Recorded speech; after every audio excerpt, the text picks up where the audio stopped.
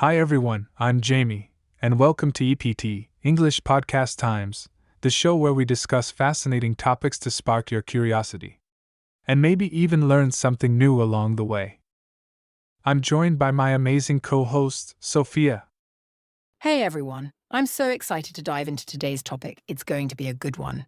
Today, we're diving into an important conversation on how millennials and Gen Z are changing the way we think about work and personal life. That's right. The topic today, work-life balance versus work-life integration. It's something our generations are pushing to redefine. We're challenging the traditional 9-to-5 grind. And asking, can you actually have it all, without sacrificing one part of your life for the other? Exactly, Jamie. For years, the dream was all about finding that perfect balance where work and personal life never overlap. But these days, it seems like millennials and Gen Z are more about blending work with life in ways that make sense for them. It's no longer about keeping work strictly at work, but about weaving it into your daily routine. Right, and this shift isn't just about how we work, but how we live. Both generations are creating new paths where career ambition and personal fulfillment can coexist. It's all about flexibility, isn't it? Millennials and Gen Z want jobs that fit their lives, not the other way around. In many ways, we're rewriting the rulebook. And let's be clear, it's not about rejecting hard work or ambition. It's about rejecting a one-size-fits-all, rigid structure that tells you your career has to come first, at the expense of everything else. That's a great point. In fact, according to a lot of research, one of the biggest drivers for millennials and Gen Z in choosing jobs is flexibility, whether it's remote work, flexible hours, or even job sharing. So it's not just about finding balance, it's about creating space for both work and life. But here's the thing, Sophia, we've all heard the term work-life balance, right? For so long, it was the gold standard of how we were supposed to structure our time. But it seems like work-life integration is the new buzzword. What's the difference? Well, when we talk about work-life balance, it's about keeping those two worlds, work and personal life, separate. You finish your 9-to-5 job, and then it's time to turn off and focus on your personal life. The goal is to compartmentalize. But with work-life integration, there's a lot more fluidity. It's about blending both work and personal life in a way that suits your lifestyle. So, rather than separating the two, you're creating a mix where work and personal time overlap when necessary. Right. And the beauty of work-life integration is that it allows you to prioritize your personal life when you need it. Like scheduling time to see your family, travel, or focus on your health without feeling like you're falling behind at work. You get to adjust your schedule to meet your needs. That's so true. And I think one of the key reasons this shift is happening is the changing mindset around career and success.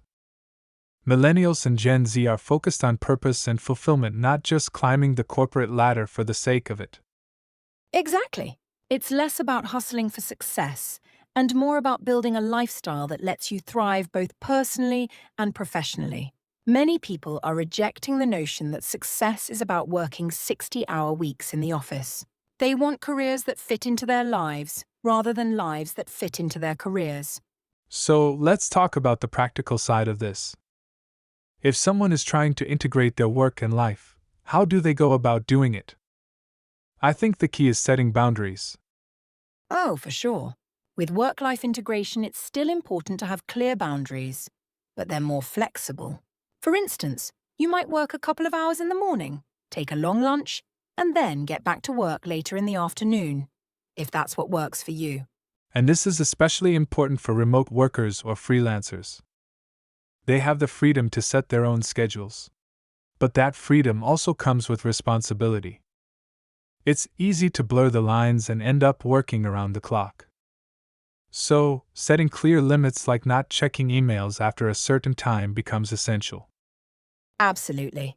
Another thing to consider is the importance of technology. Millennials and Gen Z are the first generations to grow up with the internet and smartphones, so they're more accustomed to integrating technology into every aspect of their lives. Technology has made work-life integration much easier. Think about how remote teams can communicate seamlessly via Slack, Zoom, or Microsoft Teams. It's allowed people to take their work with them, whether they're at home or on the go. And with that, it's not uncommon for people to work in the evenings or on weekends. But it's a choice, not an obligation. The flexibility is key. It allows people to be more productive when they're at their peak, and more relaxed when they need to recharge. Right, and one of the ways to achieve this is by prioritizing tasks. When you have more control over your schedule, you can decide what needs your attention and what doesn't. This helps avoid burnout. And speaking of burnout, let's not ignore the fact that work-life balance or integration isn't always easy to achieve. The pressure to keep up can still be overwhelming, even with more flexible work options. Definitely. There's still a stigma, especially in older generations, that if you're not working long hours or answering emails at night, you're not committed to your job. But that's shifting. Absolutely. More companies are recognizing the importance of mental health, and many are offering more comprehensive benefits, like mental health days, paid family leave, and flexible hours. To prevent burnout, it's a win-win for both employees and employers. And the truth is, if you're constantly working without taking time for yourself, you won't be able to perform at your best. So, for millennials and Gen Z, there's a growing understanding that achieving success and being present in your personal life don't have to be mutually exclusive. Right. And as work continues to evolve, I think this will only become more prevalent. The idea of the traditional 9-to-5 job is slowly being replaced by more adaptable models that allow for better work-life integration. Exactly, and I think it's important for everyone to define what balance or integration means for them personally. For some, work-life balance might mean strict hours, while for others, integration might be a more fluid mix of work and personal life. That's the beauty of it. There's no one-size-fits-all solution. But the important part is that we're finally moving away from the idea that work and life are in competition with each other. Instead, we're finding ways to make them work together in a way that's sustainable. So, to wrap things up, what would you say, Sophia, is the biggest takeaway for our listeners when it comes to work-life balance versus integration? I'd say it's all about finding what works for you. Whether that's creating a balance where work and personal life are separate, or integrating them so they work together, the key is flexibility. Don't let the traditional rules define how you structure your life. That's a great point. And remember, you don't have to sacrifice your personal life to have a successful career. With the right mindset, you can thrive in both areas. Exactly. Thanks for joining us today on the Life and Career podcast. We hope this conversation gives you some new insights on finding your own balance or integration between work and life. Be sure to follow us for more conversations on how to thrive in today's ever-changing world of work. Let us know in the comments below and feel free to suggest any topics you'd like us to explore next. We're always looking for fresh ideas and love hearing what you're interested in. Thanks so much for tuning in. Don't forget to like, subscribe, and share with anyone who might enjoy the conversation.